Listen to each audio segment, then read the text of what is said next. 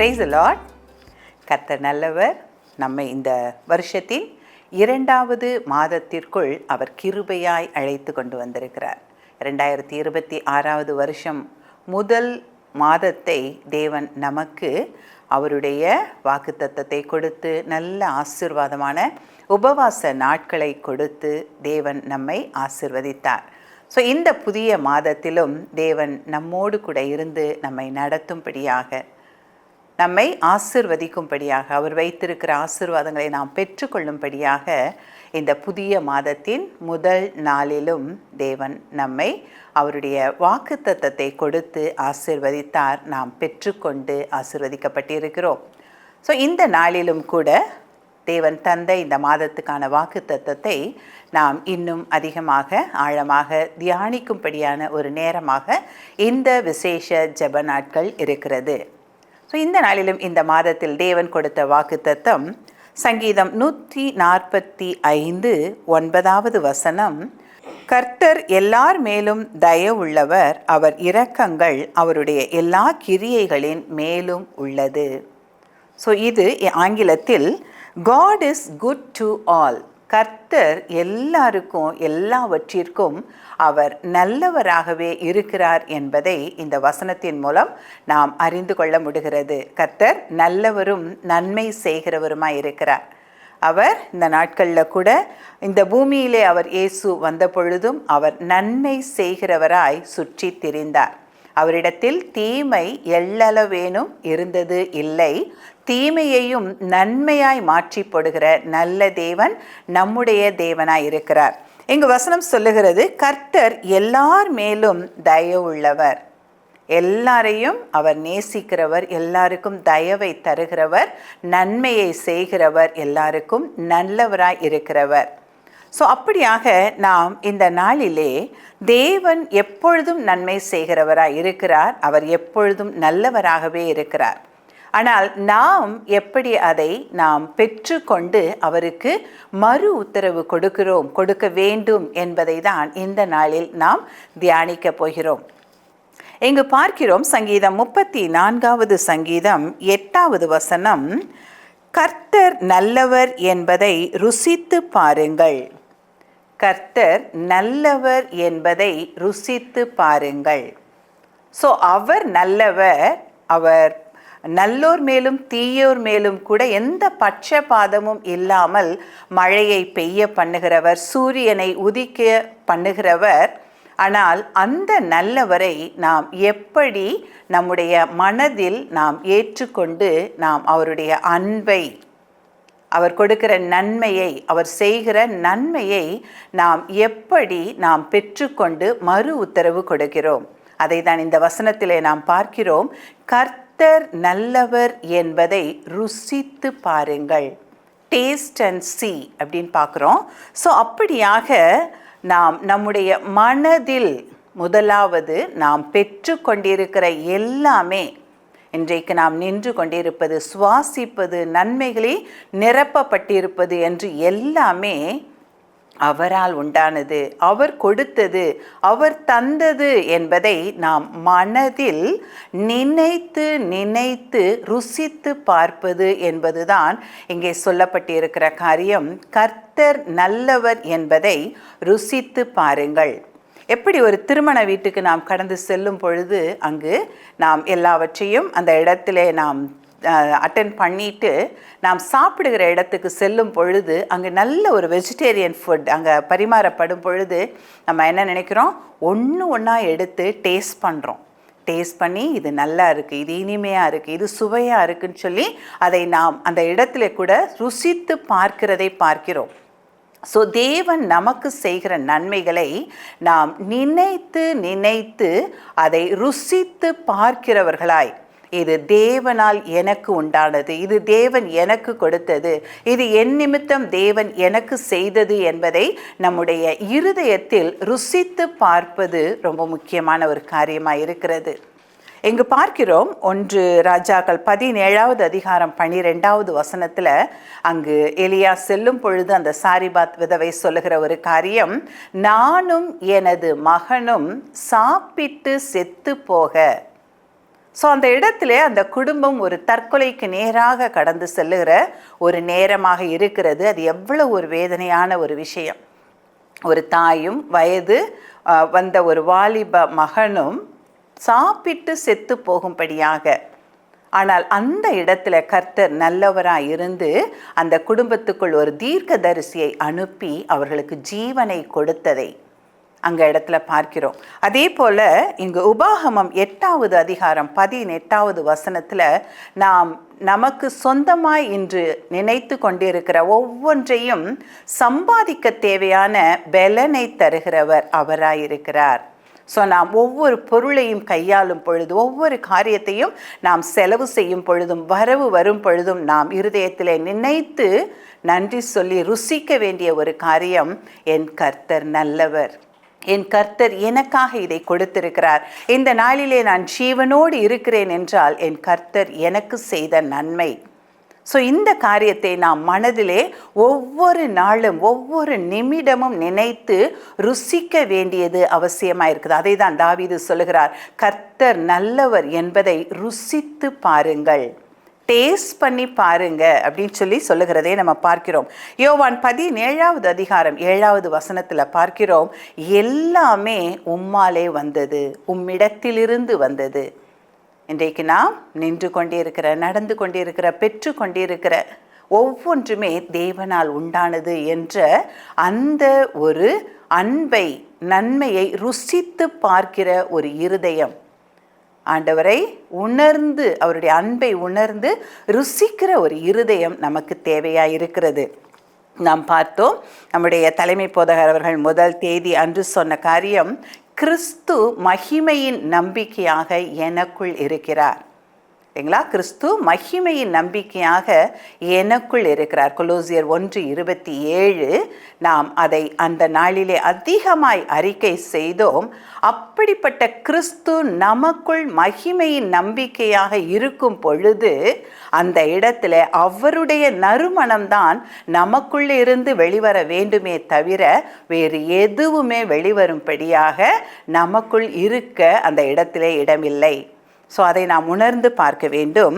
இங்கு 1 பேதுரு 2வது அதிகாரம் 1-2 வசனங்கள் நாம் பார்க்கும் பொழுது, இப்படி இருக்க கர்த்தர் தயை உள்ளவர் என்பதை நீங்கள் ருசி பார்த்தது உண்டானால், கர்த்தர் நல்லவர் என்பதை நீங்கள் ருசி பார்த்திருப்பீர்கள் ஆனால், அந்த ருசி, அவரை டேஸ்ட் பண்ணின அந்த ருசி, அந்த நினைவுகள், அந்த உணர்வுகள், அந்த நன்றி உணர்வு நமக்குள் இருக்குமானால், 2வது வசனம் சொல்லுகிறது, சகல துர்க்குணத்தையும் சகலவித கபடத்தையும் வஞ்சகங்களையும் பொறாமைகளையும் சகலவித புறம் கூறுதலையும் ஒழித்துவிட்டு, கிறிஸ்து மகிமையின் நம்பிக்கையாக நமக்குள் இருக்கும் பொழுது, அவர் நல்லவர் என்பதை நாம் ருசி பார்த்த ஒரு வாழ்க்கை வாழ்ந்து கொண்டிருப்போமானால் இப்படிப்பட்ட குணங்கள் நமக்குள் இருக்க முடியாது. அது அந்த இருதயம், அந்த இருதயத்திற்குள் கிறிஸ்து ஒரு சாரோனின் ரோஜாவாக, லீலி புஷ்பமாக நமக்குள் இருக்கிறார் என்றால் அந்த நறுமணம்தான் நம்மை நிறைத்து நம் மூலமாய் வெளிவர வேண்டுமே தவிர இப்படிப்பட்ட துர்க்குணங்களும் கசப்பும் பொறாமையும் பேராசைகளும் நமக்குள் இருக்க முடியாது, இருக்கக்கூடாது. ஸோ அப்படிப்பட்ட ஒரு உணர்வுள்ள இருதயம், கர்த்தரை எப்பொழுதும் என்னுடைய வாழ்க்கையில் ருசித்து கொண்டிருக்கிற ஒரு இருதயம் நமக்குள் இருக்க இந்த நாட்களில் கூட தேவன் நம்மை அந்த இடத்துல கூட அதற்காக அவர் விருப்பப்பட்டு வாஞ்சிக்கிறவராக இருக்கிறார். ஸோ அப்படியாக நினைத்து நினைத்து அவருடைய நன்மைகளை, அவர் செய்த நன்மைகளை ருசித்து பார்க்கிற ஒரு வாழ்க்கை. 2வதாக நாம் பார்க்கிற காரியம், சங்கீதம் 13வது அதிகாரம் 6வது வசனம் சொல்லுகிறது, அந்த இடத்துல நம்ம பார்க்கிற ஒரு காரியம், கர்த்தர் எனக்கு நன்மை செய்தபடியால் அவரை பாடுவேன். முதலாவது நாம் இருதயத்தில் அதை ருசித்து ருசித்து உணர்ந்து கொள்ளுகிற ஒரு இருதயம் வேண்டும். இப்பொழுது நாம் பார்க்கிற காரியம், கர்த்தர் எனக்கு நன்மை செய்தபடியால் அவரை பாடுவேன். இந்த இடத்துல அதிலேயே 34வது சங்கீதத்தின் முதல் வசனம் சொல்லுகிறது, கர்த்தரை நான் எக்காலத்திலும் ஸ்தோத்தரிப்பேன், அவர் துதி எப்போதும் என் வாயில் இருக்கும். ஸோ இது நாம் தேவன் செய்த நன்மைகளை சொல்லி சொல்லி மகிழ்வது. முதலாவது நாம் நினைத்து நினைத்து ருசிப்பது. இந்த இரண்டாவது காரியம், தேவன் நமக்கு செய்த நன்மைகளை, அவர் என் வாழ்க்கையில் எவ்வளவு நல்லவராக இருந்தார் என்பதை நாம் சொல்லி சொல்லி அவரை துதிப்பது, அவருக்கு நன்றி சொல்லுவது. தாவீது அதை தான் செய்கிறார். அவர் எனக்கு நன்மை செய்தபடியினால். தாவீது கடந்து சென்ற பாதைகளை நாம் அந்த நிறைய வாசித்திருக்கிறோம், தியானித்திருக்கிறோம், நாம் அதை அறிந்திருக்கிறோம். ஆனால் அந்த நிலைமையிலும் அவர் சொல்லுகிற ஒரு காரியம், அவர் எனக்கு நன்மை செய்தார், அதனால் அவரை நான் பாடுவேன் என்று சொல்லுகிறார். ஸோ நாம் தேவன் செய்த நன்மைகளை, அவர் என் வாழ்க்கையில் எவ்வளவு நல்லவராக இருந்தார் என்பதை நாம் சொல்லி சொல்லி துதிப்பது, நன்றி சொல்லுவது, ஸ்தோத்திரங்களை ஏறெடுப்பது, மற்றவர்களுக்கு அதை நாம் சாட்சியாக அறிவித்து அவரை மகிமைப்படுத்துவது. ஸோ இது அடுத்த ஒரு காரியமாக இருக்கிறது. ஸோ சொல்லி சொல்லி அவரை மகிமைப்படுத்துகிற அந்த ஒரு துதி, அந்த ஒரு ஸ்தோத்திரம், அந்த ஒரு நன்றி நம்முடைய வாயில் இருக்க வேண்டும். இது தேவன் நம்மிடத்தில் எதிர்பார்க்கிற இரண்டாவது காரியம். மூன்றாவது ஒரு காரியம், 1 பேதுரு 4:19 பேதுரு சொல்லுகிற ஒரு காரியம், ஆகையால் தேவனுடைய சித்தத்தின்படி பாட அனுபவிக்கிறவர்கள் நன்மை செய்கிறவர்களாய் தங்கள் ஆத்துமாக்களை உண்மையுள்ள சிருஷ்டி கர்த்தாவாகிய அவருக்கு ஒப்பு கொடுக்க கடவர்கள். ஸோ இந்த இடத்துல நம்ம பார்க்கிறோம், நன்மையை பெற்றுக்கொண்டோம், அதை இருதயத்தில் நாம் ருசிக்கிறோம். நன்மையை பெற்றுக்கொண்டோம், அதை வாயினால் சொல்லி அவரை துதிக்கிறோம். இங்கு சொல்லுகிற காரியம், அந்த நன்மையை நாம் மற்றவர்களுக்கு செய்யும்படியாக உண்மையுள்ள சிருஷ்டி கர்த்தா, நம்மை உண்டாக்கின சிருஷ்டி கர்த்தாவுக்கு நம்மை நாமே ஒப்பு கொடுத்தல். நாம் தலைமை போதகர் அவர்கள் சொல்ல கேட்டோம், உயர்வு முடிவு கிடையாது. அந்த உயர்வில் நாம் எந்த அளவிற்கு அதிகமாக தேவனுடைய சித்தத்தை செய்கிறோம், மற்றவர்களுக்கு ஆசீர்வாதமான பாத்திரங்களாக இருக்கிறோம் என்பது மிகவும் முக்கியமான காரியமாக இருக்கிறது. ஸோ நன்மை செய்யும்படியாக நம்மை நாமே அர்ப்பணிக்கிற ஒரு இருதயம் நமக்கு தேவையாக இருக்கிறது. ஸோ இந்த நாட்களில் நாம் பார்க்கிற காரியம், யாக்கோபு 2வது அதிகாரம் 8வது வசனம், நாம் செய்ய வேண்டிய முதலாவது நன்மை என்று அங்கு யாக்கோபு எழுதியிருக்கிற ஒரு காரியம், உன்னிடத்தில் நீ அன்பு கூறுகிறது போல பிறனிடத்திலும் அன்பு கூறுவாயாக என்று வேத வாக்கியம் சொல்லுகிற ராஜரீக பிரமாணத்தை நீங்கள் நிறைவேற்றினால் நன்மை செய்வீர்கள். தேவன் நமக்கு கொடுத்திருக்கிற கட்டளை இதுவாக இருக்கிறது, கற்பனை இதுவாக இருக்கிறது. நீ உன்னை நேசிக்கிறது போல பிறனையும் நேசிப்பாயாக. இது நாம் செய்யக்கூடிய முதலாவது நன்மை இல்லைங்களா? தேவன் அன்பாகவே இருக்கிறார், அந்த அன்பின் தேவன் நமக்குள் இருக்கிறார். அப்போ நமக்குள் இருந்து அவருடைய அன்பு வெளிவர வேண்டும். ஸோ நன்மை செய்வதில் முதல் காரியம் மற்றவர்களையும் நம்மை போலவே நேசிப்பது முதலாவது காரியம். இரண்டாவது காரியம், எபிரேயர் 13:16 இந்த இடத்துல பார்க்கிறோம், அன்றியும் நன்மை செய்யவும் தான தர்மம் பண்ணவும் மறவாதிருங்கள், இப்படிப்பட்ட பலிகளின் மேல் தேவன் பிரியமாயிருக்கிறார். நன்மை செய்யவும், முதலாவது பார்த்தோம், மற்றவர்களை நாம் நம்மை போலவே நேசிக்க வேண்டும். இங்கு நாம் பார்க்கிறோம் மற்றவர்களுக்கு நன்மை செய்கிற ஒரு வாழ்க்கை. தான தர்மம், இல்லாதவர்களுக்கு தானமாய், தர்மமாய், உதவியாய் நாம் செய்ய வேண்டிய காரியங்கள். இது இப்படிப்பட்ட காரியங்களின் மேல், இதை பலிகள் என்று ஆண்டவர் சொல்லுகிறார், தேவன் பிரியமாய் இருக்கிறார். ஸோ ஒரு மனிதனுக்கு சிறுமைப்பட்டவன் மேல் சிந்தை உள்ளவன் பாக்கியவான்னு சொல்லி பார்க்கிறோம். ஸோ அப்படிப்பட்டவர்களை நாம் நினைப்பதும், அவர்களுக்கு ஏற்ற உதவியை கொடுத்து அவர்களுக்கு உதவி செய்வதும் நாம் செய்யக்கூடிய நன்மையாக இருக்கிறது. மூன்றாவது ஒரு காரியம், 1 பேதுரு 2வது அதிகாரம் 20வது வசனத்தின் பின்பகுதியில் நாம் பார்க்கிற ஒரு காரியம், நீங்கள் நன்மை செய்து பாடுபடும் போது பொறுமையோடே சகித்தால் அதுவே தேவனுக்கு முன்பாக பிரீதியாக இருக்கும். முதலாவது பார்த்தோம், நன்மை செய்வதும் தான தர்மங்கள் செய்வதும் தேவன் பிரியப்படுகிற ஒரு பலியாயிருக்கிறது. எங்கு பார்க்கிறோம், நன்மை செய்யும் பொழுது நாம் அந்த இடத்திலே கூட நாம் உபத்திரவங்களை சந்திக்கும் பொழுது பொறுமையாய் சகித்தால், நன்மை செய்கிறவர்களுக்கு எப்பொழுதுமே அந்த இடத்துல ஏதாவது உபத்திரவங்கள், போராட்டங்கள் சந்திக்க வேண்டி வரும். ஆனால் அந்த நேரத்தில் நாம் அதை பொறுமையோடு சகிக்கும் பொழுதுதான் நாம் நன்மைகளை தொடர்ந்து செய்ய முடியும். நன்மையின் தேவனுக்கு நாம் பிரியமான காரியங்களை செய்கிறவர்களாய் ஜீவிக்க முடியும்.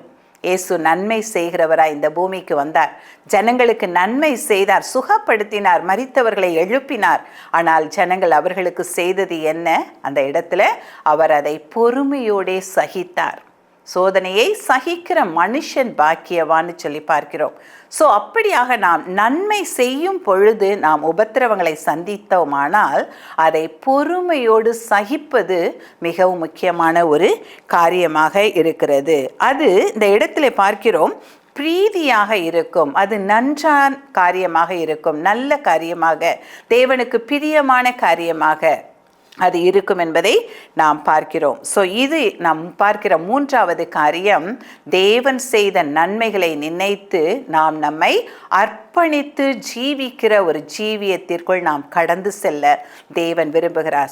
தேவன் நல்லவராய் இருக்கிறார், நமக்கு நன்மைகளை செய்கிறார், தீமையாய் தோன்றுகிறவர்களை. யோசேப்புக்கு நேர்ந்ததை நாம் பார்க்கிறோம். நீங்கள் எனக்கு தீமை செய்ய நினைத்தீர்களான ஆண்டவரோ அதை எனக்கு நன்மையாக முடிய பண்ணினார். துன்பங்களை இன்பமாக மாற்றுகிறவர், கஷ்டங்களை உபத்திரவங்களை எல்லாம் நமக்கு சாட்சிகளாக மாற்றுகிறவர். அவரை நாம் இருதயத்தில் நினைத்து ருசித்து ருசித்து பார்க்கிற ஒரு இருதயம். அடுத்ததாக நாம் பார்க்கிறோம், அவர் செய்த நன்மைகளை சொல்லி சொல்லி துதிக்கிற ஒரு உதடுகள், ஒரு வாய் அந்த இடத்துல நமக்கு வேண்டும். மூன்றாவது, அவர் செய்த நன்மைகளை நினைத்து நானும் மற்றவர்களுக்கு ஆசீர்வாதமாக இருக்க வேண்டும் என்று அர்ப்பணிக்கிற ஒரு இருதயம். இது தேவனுக்கு பிரியமான பிரீதியான ஒரு பலியாக இருக்கிறது, அவர் விரும்புகிற பலியாக இருக்கிறது. இந்த நாளிலே கூட அவர் மகிமையின் நம்பிக்கையாக, கிறிஸ்து மகிமையின் நம்பிக்கையாக நமக்குள் இருக்கிறார். அப்பொழுது அவர்தான், அவருடைய நறுமணம், அவருடைய குணாதிசயம், அவருடைய சுபாவம், அதுதான் நமக்குள்ளிருந்து வெளிப்பட வேண்டிய காரியமாக இருக்கிறது. இந்த மாதத்தில் தேவன் நம்மை நடத்தி வந்த பாதைகளை நினைத்து அவர் எவ்வளவு நல்லவராய் நமக்கு இருந்திருக்கிறார் என்பதை இருதயத்திலே ருசித்து பார்க்கிற நாட்களாய், அவருடைய துதியை, அவர் செய்த நன்மைகளை வாயினாலே சொல்லி சொல்லி அவரை மகிமைப்படுத்துகிற நாட்களாய், அவர் செய்த நன்மைகளுக்கு ஈடாக நாம் என்னத்தை செய்வோம்?